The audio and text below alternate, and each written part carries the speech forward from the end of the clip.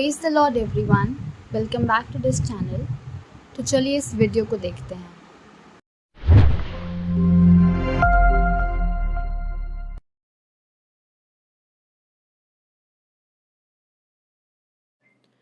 If you have watched our most recent short movie on the Mission Kali YouTube channel, you must be wondering why Christians ask the question, have you heard the good news? Because they sincerely believe they do have good news to tell you. Their belief is rooted in the concept of original sin. This is a core concept of Christianity as well as Islam and Judaism. The original concept goes as such. The God of Christianity, Yahweh, created Adam and Eve, the first two human beings. They lived in the Garden of Eden, which was a paradise created also by Yahweh.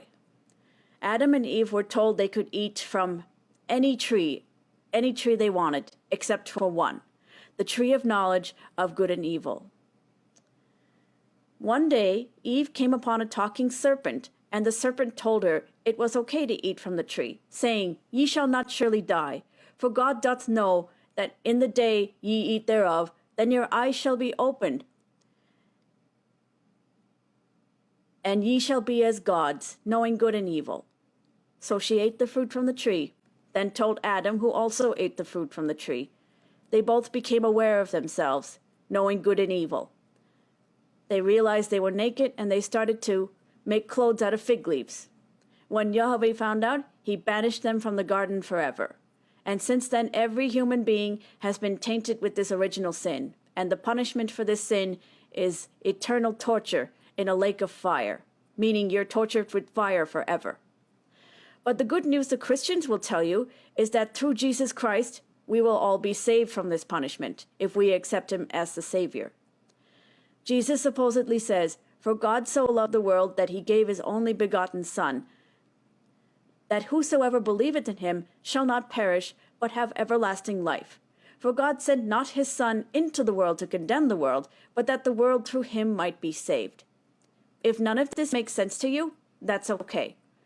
How can we be condemned to this punishment of eternal torture just because we are born? None of this makes sense. This goes against the concept in Sanatan Dharma that the Paramatma is inherently divine. Shri Krishna also says, "For those who see me everywhere and see all things in me, I am never lost, nor are they ever lost to me."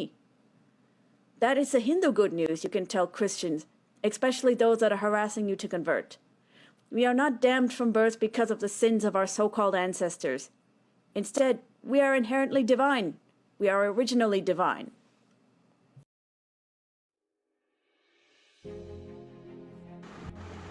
तो जैसा कि इस video में हमने देखा, यहाँ पे original सिन की बात हो रही है। तो चलिए सबसे पहले हम ओरिजिनल सिन को समझते हैं। हम सब जानते हैं कि परमेश्वर ने आदम हवा को एक आज्ञा दी थी, और आदम और हवा ने उस आज्ञा का उल्लंघन किया, और वो आज्ञा उल्लंघन से जो परमेश्वर से उनका रिश्ता था वो टूट गया। हम जानते हैं कि परमेश्वर ने आदम को बिल्कुल परफेक्ट बनाया था, लेकिन परमेश्वर से उसका रिश्ता टूटने की वजह से आदम जो था वो बिल्कुल इम्परफेक्ट या अधूरा बन गया। तो अब ये जाहिर सी बात है कि इस इम्परफेक्ट आदम से अब जितने भी बच्चे जन्मेंगे वो भी सारे इम्परफेक्ट ही होंगे, क्योंकि हम देखते हैं कि आदम खुद इम्परफेक्ट है और अधूरा है, तो उसकी जो पीढ़ी है वो भी बिल्कुल इम्परफेक्ट हुई। और हम ये भी देखते हैं कि उस समय आदम की जगह और कोई भी होता तो उसने भी एग्जैक्टली वही किया होता जो कि आदम ने किया है। लेकिन जो हम पूरा का पूरा ब्लेम आदम पे डाल देते हैं और ख़ुद को इनोसेंट बताते हैं कि आदम के पाप की वजह से हमको दंडित किया जा रहा है, क्या ये चीज़ ठीक है? नहीं। बाइबल बताती है कि सब ने पाप किया, सब मनुष्य पापी हैं और परमेश्वर की महिमा से रहित हैं। रोमियो 5 के बारे में हम पढ़ते हैं, इसलिए जैसा एक मनुष्य के द्वारा पाप जगत में आया और पाप के द्वारा मृत्यु आई, और इस रीति से मृत्यु सब मनुष्यों में फैल गई क्योंकि सब ने पाप किया। तो हम देखते हैं कि सब पापी हैं, सब पाप करते हैं, और हम जो पाप करते हैं उसका पनिशमेंट हम डिज़र्व करते हैं। लेकिन क्या परमेश्वर ने हमको उस पाप के अंधकार में पड़े रहने दिया?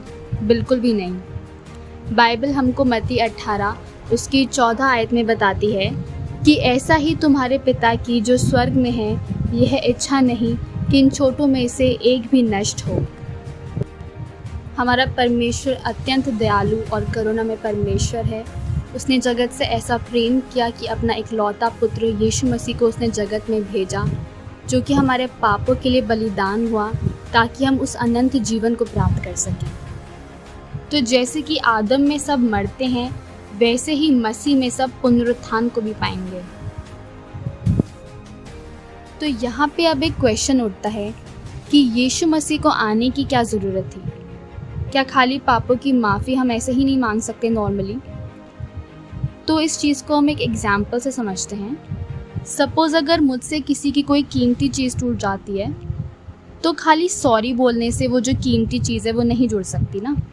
तो इसी प्रकार से पापों की खाली माफ़ी मांगने से जो परमेश्वर से हमारा टूटा हुआ रिश्ता है वो नहीं जुड़ सकता। वो रिश्ता जो पापों के कारण हमारा परमेश्वर से टूट गया था, वो रिश्ता जोड़ने के लिए यीशु मसीह को आना पड़ा और यीशु मसीह ने हमारे पापों के लिए अपना बलिदान दिया। तो अब आप मुझे बताएं कि क्या ये चीज़ अनफेयर है? जो हम डिज़र्व करते हैं, नरक में इटर्नल पनिशमेंट जो हम डिज़र्व करते हैं, वो हमें ना मिलके परमेश्वर का अनुग्रह हम पर हुआ है। क्या ये चीज़ अनफेयर है? क्योंकि बाइबल बताती है कि पाप की मजदूरी मृत्यु है, लेकिन वो ना मिलके परमेश्वर ने हमारे ऊपर अनुग्रह किया है। ओके, तो मैं अब सिस्टर से एक क्वेश्चन पूछना चाहूँगी कि उन्होंने अपने पिछले जन्म में ऐसा कौन सा अधूरा या बुरा काम किया जो कि वो इस जन्म में आके चुका रही हैं। बाइबल में हमको एटलीस्ट साफ साफ पता है कि आदम हवा ने आज्ञा उल्लंघन किया, जिसके कारण सारी मानव जाति ने पाप किया। लेकिन उन्होंने जो पिछले जन्म में बुरा कर्म किया, क्या उनको वो याद है? तो जो चीज़ याद ही नहीं है उसका कर्म चुकाना, क्या ये चीज़ फेयर है? तो या फिर तो कोई मुझे ये बताए कि अपने सबसे पहले जन्म में आप किस बात का कर्म चुका रहे थे। उद्धार के बारे में बाइबल हमको बताती है कि उद्धार हमारे लिए परमेश्वर की तरफ से एक फ्री गिफ्ट है। रोमियो 6 उसके 23 में हम पढ़ते हैं कि for the wages of sin is death but the free gift of God is eternal life in Christ Jesus our God. पूरी बाइबल में पुराने नियम से नए नियम में हम देखते हैं कि हमारा जो उद्धार है वो केवल परमेश्वर के अनुग्रह के द्वारा विश्वास से हुआ है। लेकिन हिंदुइज्म में हम देखते हैं कि वहाँ पे सैल्वेशन या मोक्ष जो है वो कमाना पड़ता है। तुम्हारा प्रॉब्लम है, तुम सुधारो, अपना करो, अपना भरो, अच्छे कर्म करो और अपना कर्म चुकाने के लिए हज़ारों हज़ारों साल तक जन्म लेते रहो। लेकिन बाइबल में हम पढ़ते हैं कि आदम के द्वारा पाप जो था वो दुनिया में आया, सब ने पाप किया, लेकिन उस पाप का सॉल्यूशन भी हमारे परमेश्वर ने हमको भेजा। अगले जन्म के लिए नहीं, इसी जन्म में भेजा।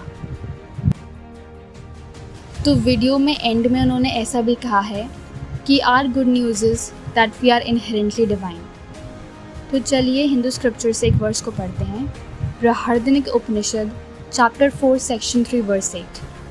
That man, when he is born or attains a body, is connected with evils, the body and organs, and when he dies or leaves the body, discards those evils.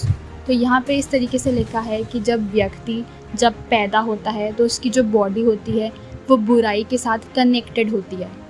तो एक जगह डिवाइन है, एक जगह बुरे हैं। ये किस टाइप का कॉन्ट्रडिक्शन है? एक डिवाइन बीइंग में ईवल कहाँ से आ गया? क्योंकि डिवाइन बीइंग का मतलब तो यही होता है ना कि बिल्कुल परफेक्ट बीइंग, जिसमें कोई भी बुराई ना हो, जिसमें कोई भी पाप ना हो। तो एक डिवाइन बीइंग में ये ईवल कहाँ से आ रहा है? या फिर तो उनका डिविनिटी का डेफिनेशन अलग हो सकता है, पता नहीं। तो हमने इस वीडियो में देखा कि our God is beyond fair, he is gracious. So thank you for watching this video. Do like, share, comment and subscribe to this channel. God bless you all.